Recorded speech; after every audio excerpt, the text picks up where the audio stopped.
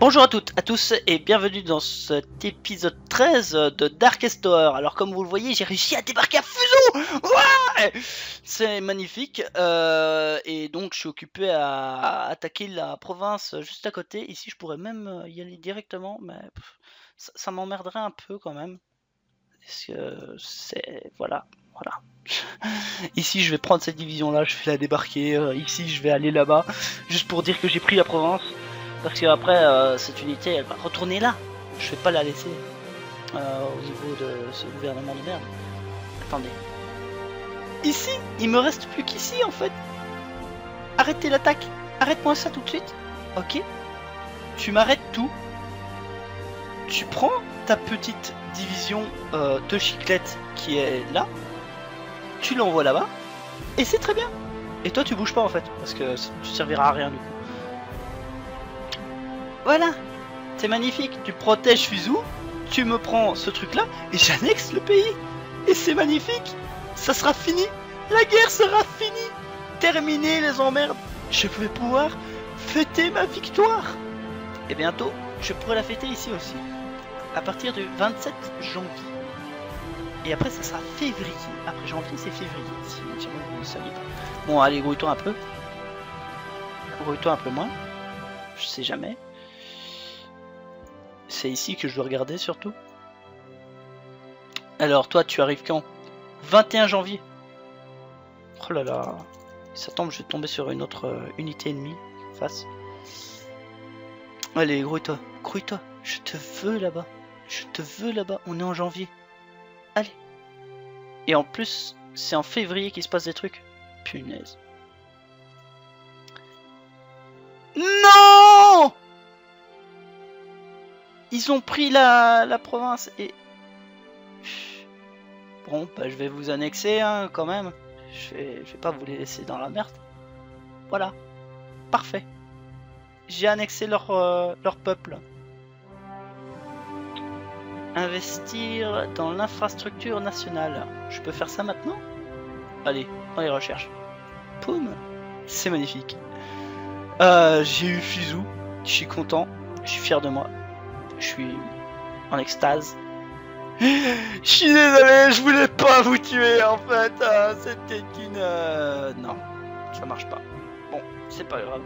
Je vais aller là. Après, je prendrai tout ça comme ça. Et ici, je peux y aller. Ouais, je peux y aller. Donc de là, je vais là. Et de là, je vais là. Et là, j'ai quand même 3 provinces là. Ça sert à rien. Il y a personne dans ces provinces là. Je vais mettre...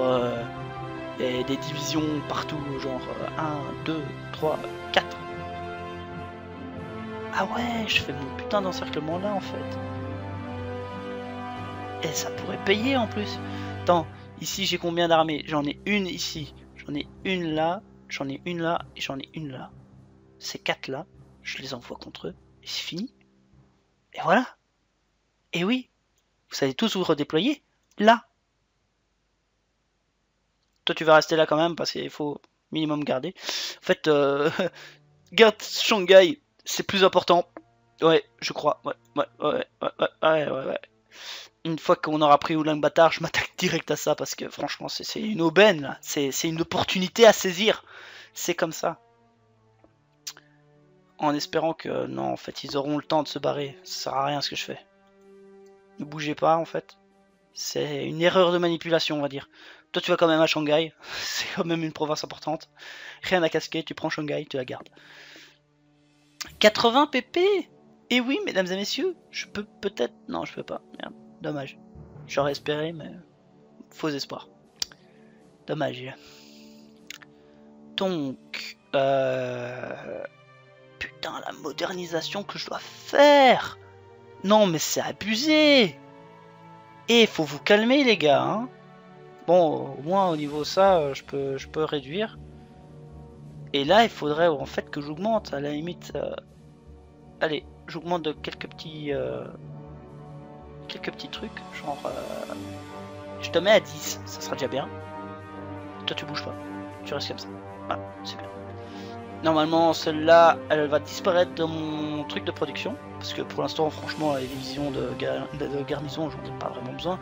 J'aurais plutôt besoin de divisions d'infanterie. Donc, tant que j'ai l'infanterie dans le truc, bah, je m'en fous. Voilà, c'est dit, c'est fait. Bah alors, c'est quand que ça change? Allez, février, moi qu'il me faut. Et c'est quand t'arrives, tu arrives le 24 janvier. Ah bah bientôt, dans 3 jours en fait. C'est bien ça. Alors, contre-attaque. Ouais, j'ai le truc de contre-attaque, donc on va rester dans les doctrines terrestres quand même. Hein. C'est important. Donc c'est défense profonde, j'aime bien. Parce que ça va me défendre, tout simplement. Voilà, bah, tu vas mettre celui-là à l'action. Hop. Et est-ce que je pourrais après refaire l'autre? Non, je ne pourrais pas faire Chute Master Chose et attaque défensive. Non, attrition défensive, c'est autre chose. Mais c'est pour les attaques quand même.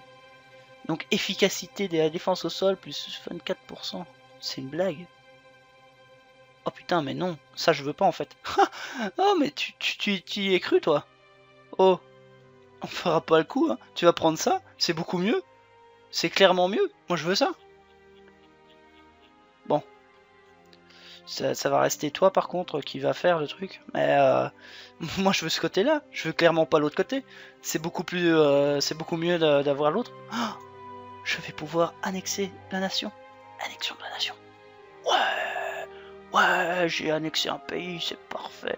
C'est nickel, c'est parfait, c'est parfait, c'est parfait. Ouais, en fait tu vas rester aller là-bas. Toi, tu vas gentiment aller par ici, hop, comme ça, au pas de course. Et en fait, j'ai plus personne contre moi là. J'ai plus d'ennemis. J'ai plus aucun ennemi. C'est formidable. Toi, une fois que tu arriveras là, tu vas te réorganiser un peu et tu vas attaquer ce bordel là. Parce que j'aime pas trop leur façon de faire les choses. Tu vas attaquer ça direct. Donc on a quand même notre petit avant-poste ici, c'est bien. C'est très bien même. Toi tu vas retourner à Osaka. C'est bien ça, Osaka. Donc ici j'ai libéré... Enfin non, j'ai pas libéré, j'ai pris ce truc là que je vais garder pour l'instant. Et une fois que mes troupes seront prêtes, je vais attaquer ça. Et ensuite ça. Et ensuite ça. Et ensuite ça. Et ensuite seulement je m'attaquerai à ça. Je vais quand même laisser des garnisons, enfin des défenses face à eux au cas où ils décident de faire un coup de pute et de m'attaquer. Même si c'est moi qui prévois de les attaquer depuis le début en les coupant complètement la moitié de leur terrain. Mais bon, c'est pas grave, ils s'en remettront. Enfin peut-être. Ou peut-être pas. Ça me regarde pas personnellement. C'est de leur problème. Bon, toi tu arrives le 13 février, c'est quand même longtemps ça. Toi t'arrives quand? Le 16 mars, encore plus longtemps. Ils se foutent de ma gueule. Ah voilà, février. En février 1917, en Russie, beaucoup de soldats commencent à se mutiner et abandonnent leur poste pour rejoindre les femmes qui manifestent. Le 23 février 1917, à Saint-Pétersbourg, donc Saint-Pétersbourg, au cas où vous ne le sauriez pas, c'est près de la Finlande, je crois que c'était la Finlande, hein. Ouais, ça c'est la Suède, ça c'est la Norvège, donc ouais, la Finlande c'était là. Donc c'est ici Saint-Pétersbourg, hein, voilà. Qui s'appelle comment? Petrograd, ça doit être le nom de la province. Donc Saint-Pétersbourg. Donc le 23 février 1917 à Saint-Pétersbourg, les civils manifestent contre la guerre, la faim, l'absence du mari. C'est comme ça que débute la révolution russe. La garnison de la capitale rejoint les manifestants en brandissant la pancarte avec écrit Union du peuple et de l'armée. Voilà. Il est écrit sur les pancartes Union du peuple et de l'armée. Donc on s'unit contre la vie chère. Sauf que là c'est s'unir pour la fin de la guerre. C'est pareil, hein, ça finit par R. Donc le 15 mars, oui, je prends un peu d'avance, je m'en fous, hein, parce que franchement j'ai envie de parler. Je crois que ça s'entend depuis le début, mais je ne peux pas parler, c'est dans trop longtemps le 15 mars. Bon, bah, je vais attendre, parce qu'il y a beaucoup de choses à dire en fait sur le 15 mars. Donc je peux pas dire ça maintenant, ça serait spoilé, complètement quoi. Bon, bah, en fait je suis en période de paix là, je reste pas. Période de paix, je vais me casser les couilles, ça va pas. Mars, allez. Je veux la guerre contre quelqu'un. Donc on va bientôt attaquer ça, hein, clairement. Ils ont combien de divisions déjà? Ils en ont 5. C'est-à-dire une de moins ou une de plus, je sais plus. Non, une de moins. Parce qu'ils étaient 6 avant. Ouais, j'ai quand même la mémoire des nombres, hein, il faut pas croire. Une super bonne mémoire. On va avancer ça plus vite. Ou non, plutôt, on va faire une ellipse. Et on se rejoint en direct après l'ellipse en fait. Donc voilà, fin de l'ellipse, nous avons donc maintenant une nouvelle technologie, hein. J'ai quand même mis en avance super rapide pour pouvoir vous épargner, enfin m'épargner plutôt à moi le minimum de temps d'ellipse, parce que j'aime bien faire la vidéo et j'aime pas faire les autres trucs. Donc j'avais quoi? C'était artillerie de campagne lourde. Enfin, artillerie lourde de campagne en gros. C'est à peu près la même chose mais dit à l'envers. Donc je vais commencer à faire mes véhicules blindés, tout simplement, parce que j'aime bien les véhicules blindés. Et donc voilà, c'est bien. En fait c'est tout ce que j'avais à dire. C'est une blague. Non c'est vrai, j'ai aussi reçu les plans pour une reconnaissance aérienne. Utilisation de la reconnaissance aérienne. Voilà. J'ai eu ce petit truc là. Bon, c'est pas énorme, c'est pas un truc super intéressant. Et vous avez vu, les provinces deviennent de moins en moins mécontentes, hein, l'air de rien. C'est bien. Et, sauf ici, ils sont 20. Oh putain, 20. Bon, il faudra que, une fois que j'aurai fini tout ce bordel là, bah, il faudra que je prenne les unités de mes puppets pour rétablir l'ordre dans ma nation, c'est tout. Les miennes, ils continueront à se battre 24 heures sur 24, 7 jours sur 7. Les leurs se reposeront en attaquant des partisans. N'empêche, si je fais mon truc maintenant, il y a tellement de divisions ici qui seraient encerclées. Ça serait tellement magnifique. Elles bougent pas en plus. Je fais ça maintenant ou pas? J'hésite, hein. Franchement, c'est une grande hésitation pour moi. Allez, je fais ça maintenant. Hop. Je réunis toutes mes troupes là-bas. Je me fous de ce que vous dites. Vous restez ici bah, tout simplement pour péter du rebelle. Et on se retrouve direct après quand le truc sera arrivé là-bas, tout simplement. Bah oui. En espérant qu'ils ont des alliés ou pas. Est-ce qu'ils ont des alliés? J'ai envie de savoir. Non, ils n'ont aucun allié. Oh, c'est magnifique. C'est magnifique et ils n'ont pas d'alliés. Je vais pouvoir les exterminer. Et en plus, je n'ai pas de pacte de non-agression avec. C'est magnifique. Donc ici, j'ai 3 armées. Là, j'ai 2 armées. Donc il y en a une des deux, donc la moins bien organisée, qui va plutôt aller par ici et prendre tous les territoires qui seront derrière, en fait. Et les plus organisés vont faire la poche et détruire tout ce bordel ici, hein. Tout simplement. Ça va pas être compliqué. Vous me détruisez tout. Mais absolument tout. Et toi, tu vas attaquer par là, comme ça. Toi, tu vas attaquer ça. Toi, tu vas attaquer ici. Et en fait, ça va faire une sacrée baston. Ça va être génial. Une baston, voilà, c'est comme ça. C'est de la baston, voilà. Donc, je vais faire mon ellipse. Et on se retrouve une fois que mes troupes seront arrivées, tout simplement. Voilà. Voilà. Une fois que mes troupes seront arrivées. Allez, ellipse. Voilà, fin de l'ellipse. En fait, vous ne voyez peut-être plus les petits fondus que je faisais avant. C'est parce que j'ai trouvé une nouvelle technique. On va voir si ça fonctionne bien. Si ça fonctionne pas super bien, bah, je ferai comme avant. Bon, c'est pas grave. Alors, nous avons une nouvelle technologie de fait, c'est la division de cavalerie 1916, ce qui peut être bien. Maintenant, voilà, j'en ai pas besoin dans l'immédiat. Qu'est-ce que je vais faire? Ce que je vais faire, c'est que je sais pas ce que je vais faire. Ah, peut-être que je vais faire les tirs analogiques. Ah, ça peut être bien ça, mais sauf que c'est plus pour les bateaux. C'est con. J'ai pas vraiment de bons bateaux pour l'instant, ça me sert à rien en fait. Donc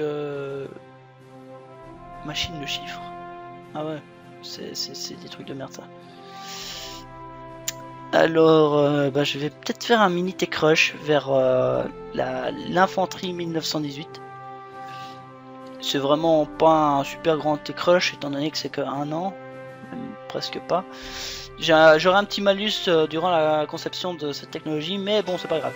La prochaine technologie, ça sera, si tout va bien, c'est celle-là, réparation 1916 ou brigade de génie 1916. Ça sera un des deux. Donc mes troupes ne sont toujours pas positionnées là où elles devraient, comme vous le voyez, pour l'instant, évidemment. Mais bon, c'est pas grave parce que j'ai des trucs à dire étant donné qu'on est en mars 1917.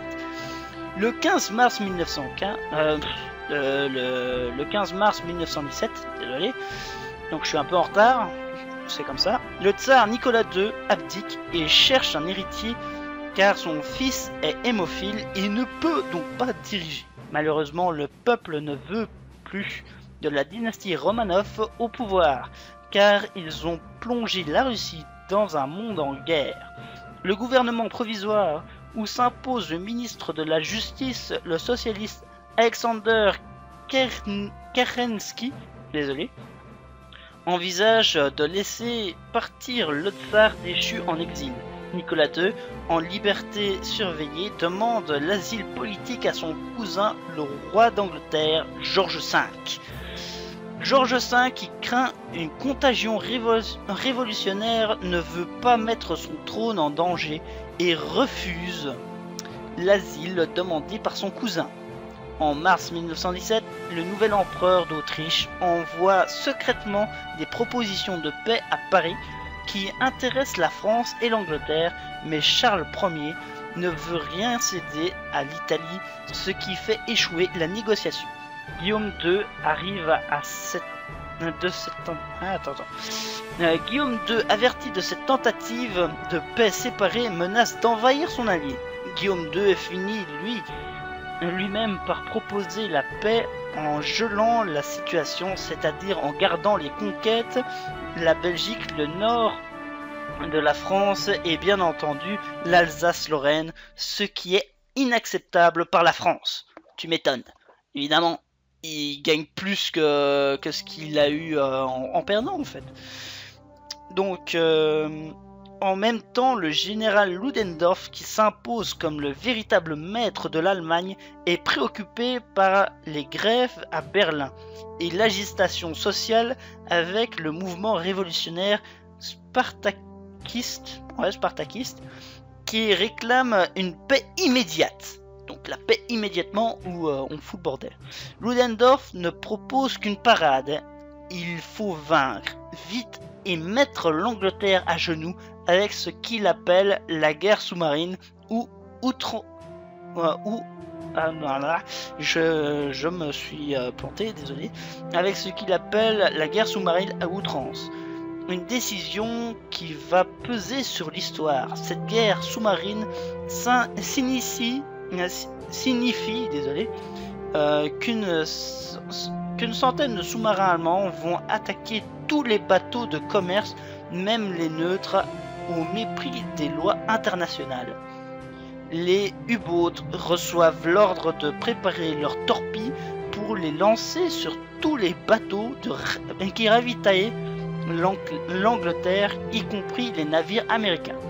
Les amiraux allemands calculent que si leurs sous-marins coulent chaque mois 500 000 tonnes de navires, en 6 mois, l'Angleterre capitulerait, alors que les Américains, s'ils entraient en guerre, ne seront pas prêts avant 1 an. Le 19 mars 1917, 3 navires américains sont coulés dans l'Atlantique, ce qui est exactement ce qu'attend le président américain qui cherche un prétexte fort pour faire intervenir l'Amérique. J'avais pas vu que j'avais des... Ouais, d'accord. J'ai gagné contre les partisans, c'est bien. En plus de ce torpillage des navires américains, les Britanniques interceptent un télégramme à destination du Mexique où les Allemands leur proposent en cas de victoire rien de moins que le Texas et l'Arizona. Ce télégramme permet à Wilson de retrouver l'opinion publique et de faire voter le Congrès pour la guerre à l'Allemagne. Voilà. Ah, déjà en avril, bon bah tant pis. Le 6 avril 1917, les États-Unis rejoignent l'Empire britannique, la France et les colonies et ses colonies, la Russie, l'Italie, la Belgique, la Serbie, la Grèce, le Portugal et le Japon dans leur lutte contre l'Allemagne et ses alliés. Le 24 avril 1917, le voyage aux États-Unis du maréchal Joffre en mission pour matérialiser l'alliance réveille pour beaucoup d'Américains leur passion pour la France qui les avait aidés en 1781 à gagner la guerre d'indépendance des États-Unis. Ça date hein, quand même, ils s'en souviennent, moi je m'en serais pas souvenu, mais bon c'est pas grave. Malgré l'exaltation des premiers jours, les discours brûlants pour la défense de la démocratie, l'organisation de défilés grandioses, de spectacles militaires impressionnants, l'Amérique n'a pratiquement pas d'armée. Elle ne peut aligner que 125 000 hommes, dont 15 000 sont des Marines qui seuls sont de véritables soldats. Il faut donc d'urgence réunir des volontaires avec une affiche copiée des Anglais où c'est l'oncle Sam qui dit « J'ai besoin de toi ». Les autorités tablent sur 1 million de volontaires, mais il n'y en a pas 80 000 au bout de 6 semaines. L'enrôlement est donc devenu obligatoire. La première décision contre les sous-marins allemands est l'organisation de transport en convoi armé et protégé par des destroyers nerveux et rapides, avec des équipages formés au repérage des sous-marins et armés de barils qui explosent en profondeur, ce qui disloque les sous-marins ennemis ou les oblige à faire surface. En juin, bon, bah la suite ça sera en juin, bah dans 2 mois quoi. C'est beaucoup quand même. On a beaucoup parlé quand même. Je trouve que c'était quand même assez intéressant. J'arrête pas de dire quand même, mais quand même j'aime bien ça. Donc Brigade de génie 1916, voilà quelque chose de bien qui vient d'être fini. Ça devrait me permettre à faire que dalle en fait, pour l'instant. Étant donné que je n'ai pas de brigade de génie. Alors... ouais, je m'en fous. Je pourrais faire de la DCA. Est-ce que c'est vraiment intéressant la DCA? Je suis pas sûr. Hein. Je vais plutôt faire de la cavalerie ou... Ouais, non, je vais faire ça, étant donné que j'ai les plans en plus. Hein, voilà. Autant le faire. Quoi, c'est tout? Bon, bah, je vais prendre ça alors. Autant le faire. Surtout qu'après, je devrais encore avoir 3 trucs d'infanterie de montagne améliorés avant de pouvoir avoir vraiment l'infanterie de montagne comme je les aime. Donc, à la limite, je devrais même supprimer l'infanterie de montagne qu'il y a ici. Hein. Je vais le faire tout de suite. Ça me sert strictement à rien d'avoir de l'infanterie de montagne ici, étant donné que je suis occupé à les améliorer. Une fois qu'elle sera 1918, là, j'en mettrai en production. Et peut-être même que je la mettrai en première ligne, parce que pour l'instant j'ai quand même pas mal d'unités de... Enfin non, je sais même pas si je ferais ça. Ça dépend, parce que pour le Népal et le Tibet, ça pourrait être intéressant d'avoir de l'infanterie de montagne, étant donné qu'il n'y a que ça. Clairement. Elle est où leur industrie? Ils ont mis toute leur industrie à un seul endroit, à Lhasa. Voilà. Je parie qu'ils n'ont pas de point de victoire, eux. Ah oui. J'ai juste à prendre Lhasa et c'est bon quoi. C'est magnifique. En gros, une fois que j'aurai pris ce truc là, Lhasa ça sera de la rigolade. Voilà, en gros c'est ça. Donc ici j'ai des artilleries lourdes de grande guerre qui sont améliorées sur mes unités, c'est plutôt bien. C'est plutôt très bien même. Oh, 80 points pour avoir les améliorations au maximum. Non mais c'est déconné. C'est n'importe quoi. Là, j'ai mes troupes qui sont occupées à se diriger vers les provinces ennemies. Ça va m'être normalement très très utile. En fait, 1, 2, 3, 4. 2, 3, 4. Il faut voir si on a accès à tout. Là, j'ai pas accès à ça, donc ça sera comme ça, obligatoirement. J'aurai pas le choix. Ouais, j'aurai pas le choix. Shangzhou, Shaman, chose. Ok, bon bah je ferai comme ça. Ça laissera 2 quand même. Il faudra que ces 4 divisions restent là pendant que moi j'essaye de défoncer tout ce bordel. Tout le bordel qui est en dessous. Toute la côte sera à moi. Et étant donné qu'ils n'ont pas d'alliés, normalement eux ils ne devraient pas réagir, eux non plus. Eux, bah c'est le Raj britannique qui réagira pas et eux non plus. Donc théoriquement c'est censé être un bon plan. Hein. Censé. Maintenant j'ai même quelques réserves au niveau... voilà. Je sais pas à quel niveau, mais j'ai mis quand même quelques réserves. Donc ici, ils vont bientôt arriver là-bas. Ils vont bientôt arriver ici. Est-ce que je lance l'attaque déjà avec les 3 divisions ou pas? Enfin, 3 armées plutôt, 10 divisions. Je ne sais pas. Parce que je pourrais me faire briser à un moment. Hein. C'est ça le plus grand dilemme. C'est l'ennui de se faire briser en fait. Et ça, j'aime pas du tout. Et une fois que cette petite poche là est écrasée, je pourrais à la limite abandonner ces territoires là pour pouvoir attaquer plus sur le dessus.